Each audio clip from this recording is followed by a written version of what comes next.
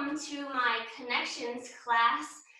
This is a class I'm going to be doing once a week, but at different times, different days, just kind of probably depending honestly on my mood and schedule, but also because I want to make sure that people can participate live at least some of the time, because a lot of times you set aside time for a class and someone's like, I can never make it to that class. So I want to make sure there was something that people could pop into at least every week, sometimes, and just be here together. And that's really the goal, is just being here together and having these connections with each other while we're so far away and removed from each other. I wanted us to be able to have a little yoga community and be here together. So today, what we're going to do, I'm guessing it's going to be about 20 minutes, but sometimes I do get long-winded. So we'll see, but 20 minutes is kind of my goal, my idea.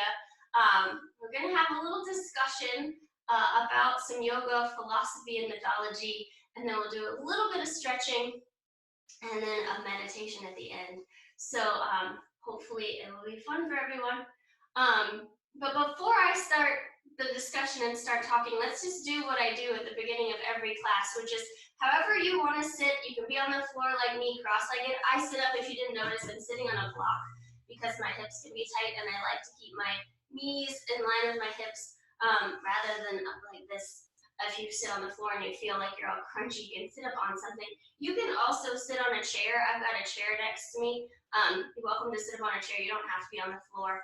But however is comfortable, and just let your hands rest on your knees or your thighs, and let's close our eyes and just take a nice big inhale all together and a nice long exhale all together. And just let your awareness settle there onto your breath. Let your breath go a little longer and a little deeper. And as you're here and you're breathing, even though you are there probably by yourself or with your family in your own house, know that as we breathe, we're sharing the same air all over the world. You know, the air is connected to all the air that exists. And so as you're here and you're breathing, feel like you can breathe in that connection and feel these friends that we have here right now, but also feel everyone else in the whole world that's breathing the same air, and that's everyone, right? We're all connected together.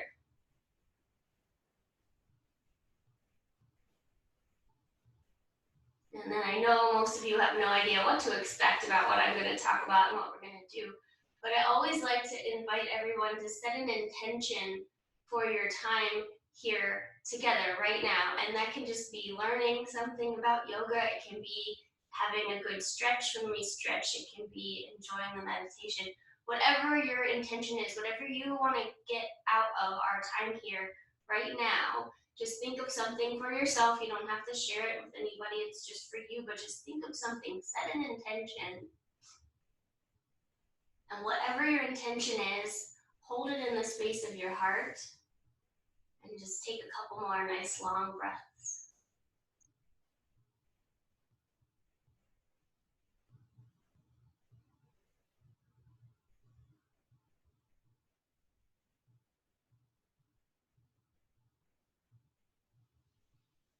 And then when you're ready, you can go ahead and open your eyes. So many people are going live right now and doing online things right now, and it's so beautiful to see that. And I feel like I've been really blessed here right from the get-go, right in the first week of this lockdown quarantine thing. Two of my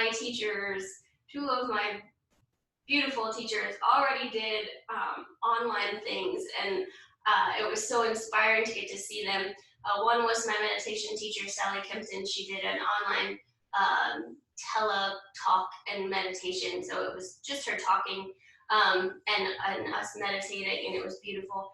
And then this man named Robert Moss, who I have studied for a long time and always wanted to do something in person with him, he did an online video class yesterday. But it's interesting because they're two very different people.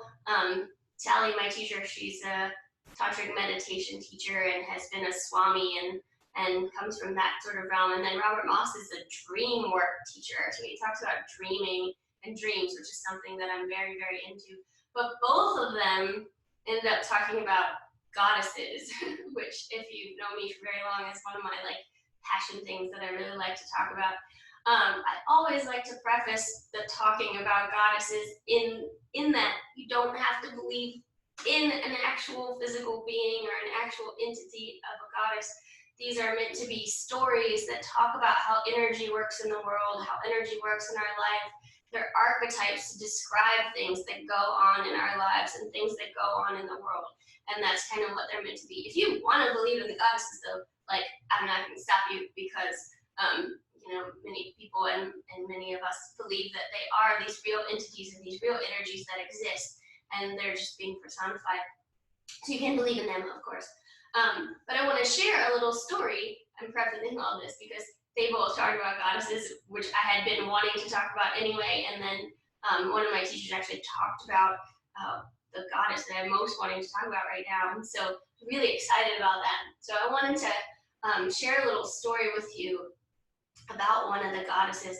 But before we do that, I don't do this very often with my yoga classes. My students in regular class can attest to this. I don't do this very often, but I want to do a really short chant first to this goddess, and then we'll talk about her. And so if you know the words to this, you can join in. You probably don't. That's okay. It's really, really simple. So you can keep your eyes open or you can close them again. And I'm just going to take a big inhale. Om Aim Hrim Klim Chamundaye Viche Swaha. Om Aim Hrim Klim Chamundaye Viche Swaha. Om Aim Hrim Klim Chamundaye Viche Swaha. Om. So thank you for listening to that. That's a chant for the goddess Kali, who is sometimes called Chamunda. And you might have heard of Kali. She's a very famous Hindu and yoga goddess. She's kind of the goddess of like destruction and chaos and turning and churning, which is why I want to talk about it right now, because there's so much craziness going on in the world. But she's also has another aspect to her. She's called the mother, which is really interesting. We all have different aspects to ourselves, and so when we talk about these energies and these archetypes, it's kind of what we're getting at, these different aspects. But one of the stories of Kali is going to get us to another piece of it. She is often, her stories are about her fighting demons, and sometimes we call her these demons, and that's what this little chant was just for. The demons of ignorance and non-duality or duality, excuse me. So kind of ignorance and ego, like thinking that we're separate, right? And I think it's so important right now to see that we're not. And I kind of think that this coronavirus stuff is kind of showing us that we're not, right? What you do when you touch a surface and then you go see someone, you really see that connection is really happening. Everything we do affects each other.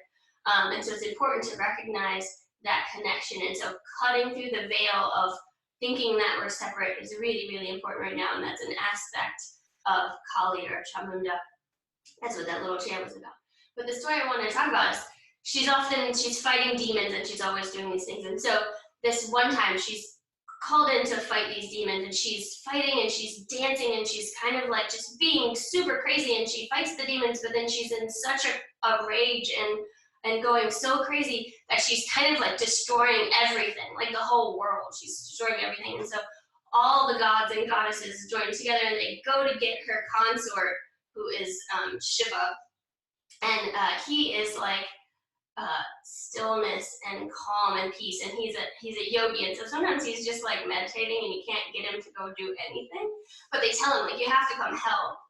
And so he goes to help and he sees her dancing and being crazy, and what he decides to do is to actually lay down under her feet so that she dances on him instead of destroying the world. And so it's meant to show that there is this underlying stillness that can always exist, even when the world is being crazy. And so that is another aspect of ourselves, this Shiva aspect, and an aspect of the world, that there is this underlying stillness, this underlying energy that we can access even when everything around us is crazy. And so that's kind of what I wanted us to do today for our meditation. But before we do our meditation, I do want us to stretch a little bit, because I always feel better when I meditate if I stretch a little bit first. So if you're on the floor or in a chair, let's go ahead and stand up.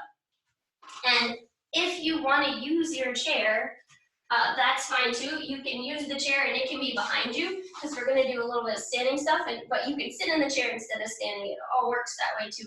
But let's take our feet out really nice and wide, almost like your feet are right underneath your wrists, and just turn your heels in and your toes out, and then bend your knees. And I know this probably is, we're not stretching, we're doing strength things, but bend your knees. This is the pose for the goddess Kali. And you take your arms up really big like this. I always just think this is really fun to do. So really bending into your knees and arms up. And we're going to take a big inhale through our nose.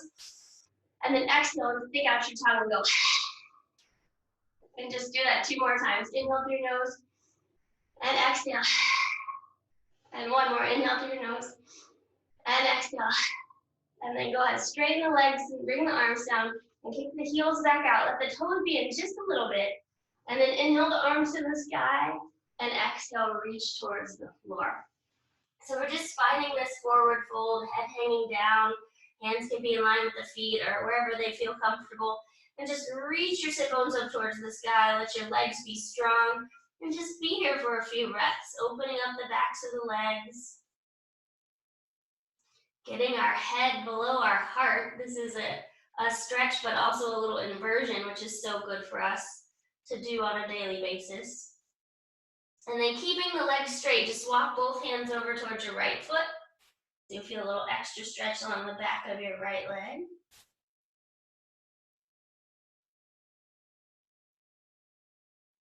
And then walk both hands back to center, both hands over towards your left foot. Get that stretch, extra stretch in the back of the left leg.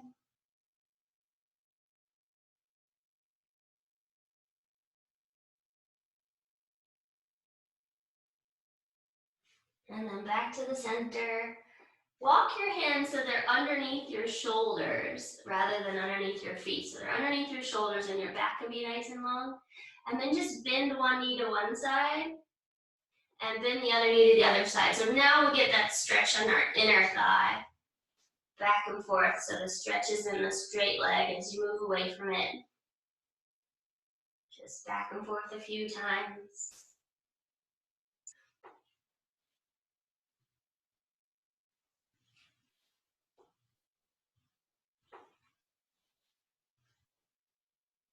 And then back to center, just let your head hang down again. Take a couple breaths. If it feels good and it works for you, and remember, I like to give options, so if it doesn't work, you don't have to do it. You can take your hands back behind you and squeeze your knuckles together, and then dial the elbows back and maybe straighten the arms, and maybe the arms come away, and be there for a couple breaths. Totally optional, it's up to you. You don't have to do that part if you don't want to, but good to get a little shoulder stretch as well.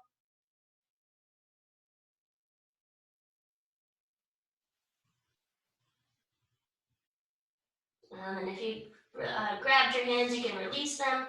And we'll take our hands to our hips and rise all the way up. Wiggle the legs together, give everything a little shake. And then we'll pop back down to the floor. And before we come to sit to meditate, if you have a space to lay down, let's lay down for a moment. And laying down, bend your knees, feet on the floor. And then cross your right ankle over your left knee. Flex your right foot. So draw the toes back, activate the muscles of the foot, because we want to make sure that our knee stays happy as it goes sideways. And when we stabilize the foot, then we stabilize everything above it, which includes our knee. From there, lift your legs up off the ground. See if you can take your hands behind your left thigh and draw your legs towards your chest. And you should get a big stretch in the outside of your right hip. And just take a couple breaths. Sometimes we hold this one for a long time, but today we're going to be a little quick. So just a few breaths.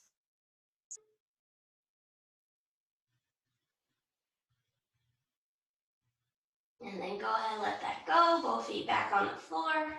And we'll cross the left ankle over left ankle over the right knee. Flex your right foot, or flex your left foot, Drawing the toes back, activate the foot, making sure the knee is stable. And then hands behind the right leg, drawing the legs towards the chest. You should get that stretch in the outside of your left hip there. The more you draw your legs towards the chest, the more stretch you're gonna get. And if you want a lot of stretch and you're feeling really good, you can use the elbow to help that bent knee go out to the side.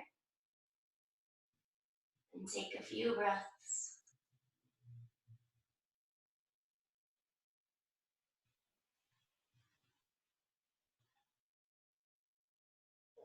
And then we'll go ahead and let that go. You can hug your knees into your chest, take a couple breaths, rock side to side if it feels good. And then when you're ready, you can rock backwards and forwards until you can sit all the way up. All right, so let's go ahead and find a comfortable seat for our meditation. So I like sitting up on my block. You can also sit on a bolster or a blanket. You can sit on the floor if that feels comfortable for you. And if you would prefer, please sit in a chair. It's totally fine. The most important thing for meditation is just making sure your spine can be long and you can breathe freely. And also make sure you're comfortable. So if it's cold, get a little shawl, whatever makes you happy. I can see. Awesome. So whatever makes you happy, and we're going to have a little meditation. So this is a really simple breath meditation. It's one of my favorite ones. I teach it a lot. I will share with you because, I think this time is stressing a lot of people out. This is a really great meditation for de-stressing. It's also a really great meditation if you're having trouble falling asleep. This is actually my favorite way to fall asleep. So you can use this for more than just sitting meditation. But my goal is for us just to feel and sort of start to access that stillness that exists as the underlying basis of reality, right? The gods and goddesses of yoga have different aspects to them, and there's like a hierarchy. But up at the top is not the Shiva we were talking about earlier, but a higher Shiva, and he is the ground of consciousness that exists. And then Shakti is everything created out of that. It's an understanding of the Big Bang, if you want to think about physics. But this underlying stillness. And so I just want us to try this breath meditation kind of with the goal of feeling that. So go ahead, let your hands rest on your knees, and we'll close our eyes. Take a nice, easy inhale, and a nice, easy exhale. And just let your awareness be there on your breath. And again, maybe just remind yourself that your breath connects you to the air around you, and the air around you connects you to everyone else on this whole entire planet.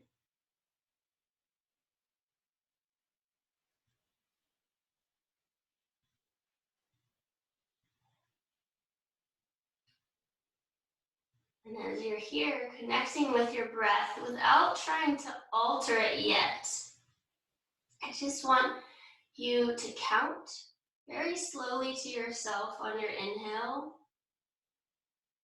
and count very slowly to yourself on your exhale. So it might sound something like inhale, 2, 3, 4, exhale, 2, 3, 4. I'm not going to keep counting for you because everyone breathes a little differently, but just find the count that works for your breath. And see if you can get your inhale and your exhale to be nice and even. So counting to 4 on the inhale and counting to 4 on the exhale, or 5 or 6 or 7, whatever makes sense for you with your breath. Just kind of your normal breath. Don't try to make it any longer yet. We're gonna get there, but just get it nice and even. Get that count going in your head.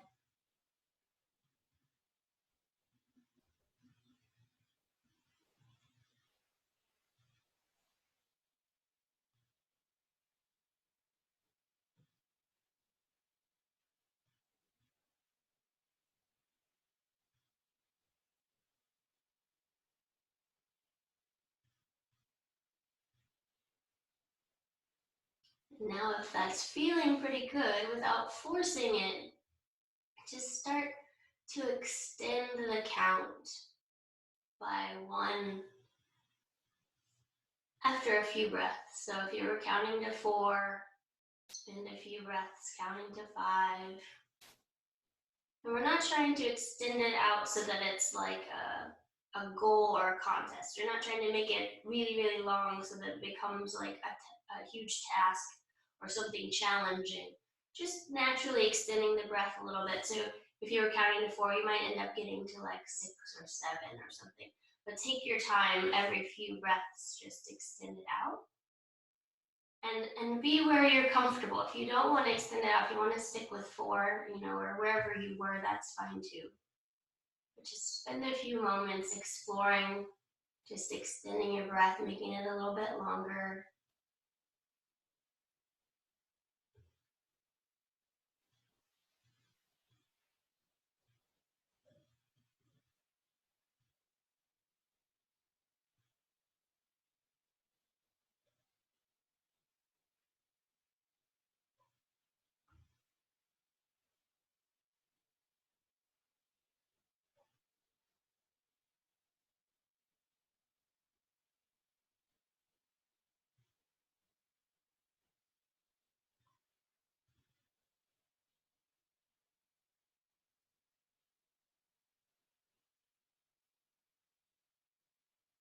And now, if that's feeling good and you want to stick with that, you can stick with just that.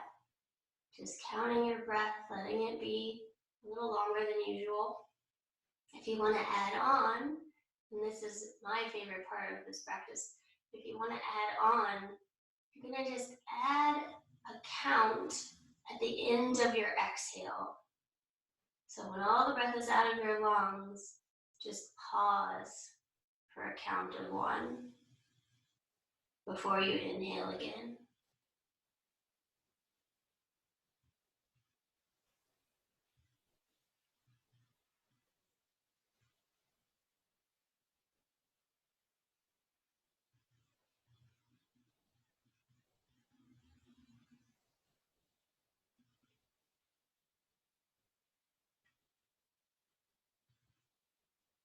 And if the pause is feeling good, then you can start to extend the count on the pause as well. So rather than counting to 1 on the pause, you might count to 2 or 3, and you can extend your pause out as long as feels good. Again, you're not trying to force it, not a competition with yourself. Just feeling that natural stillness and spaciousness that occurs there at the bottom of your exhale. And there's no movement of the air. And everything is just quiet there.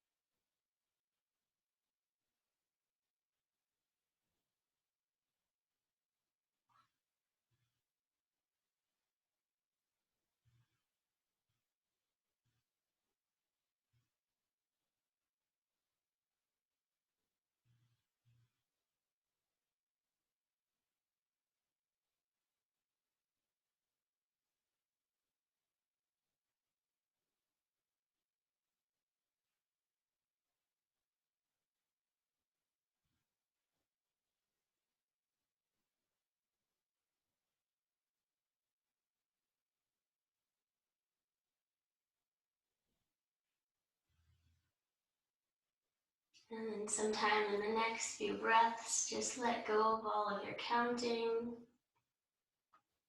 Let go of any control that you're holding. Let the air move in and out just as it normally does.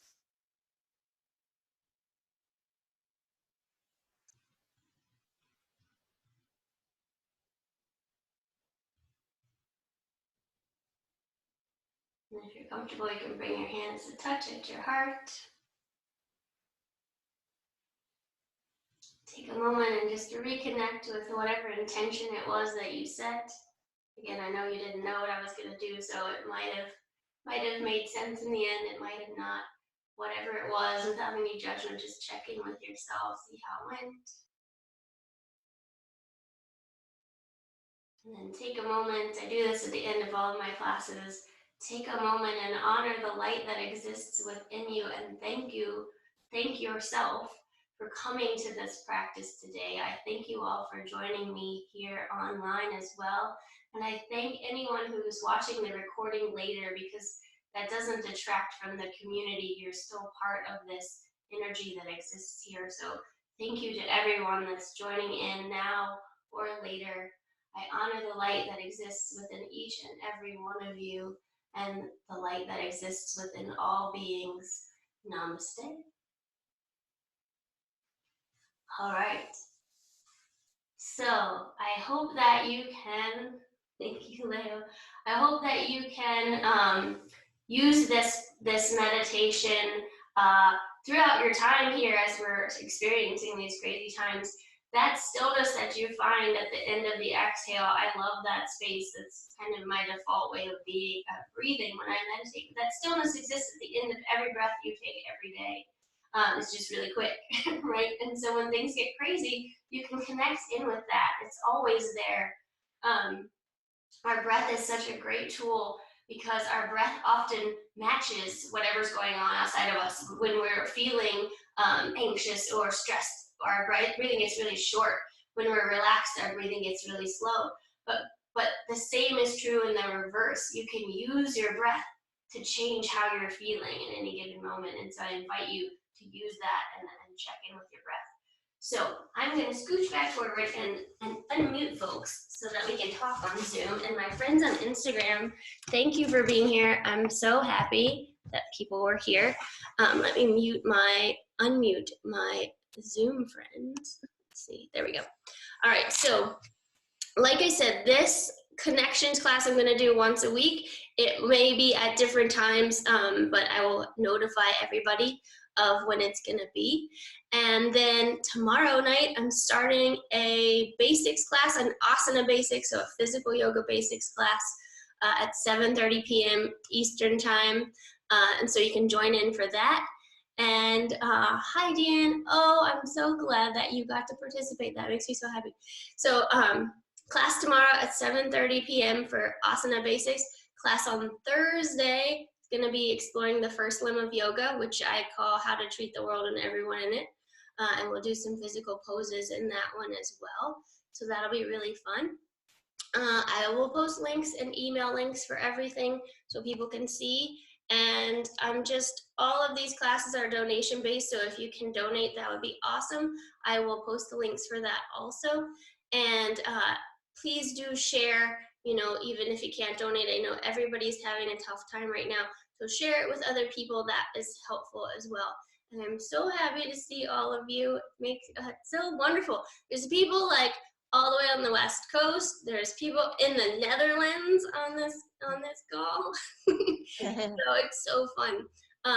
Yeah, my love to everybody, and I hope everybody stays safe. If there's anything I can do to help anyone during this time, just let me know.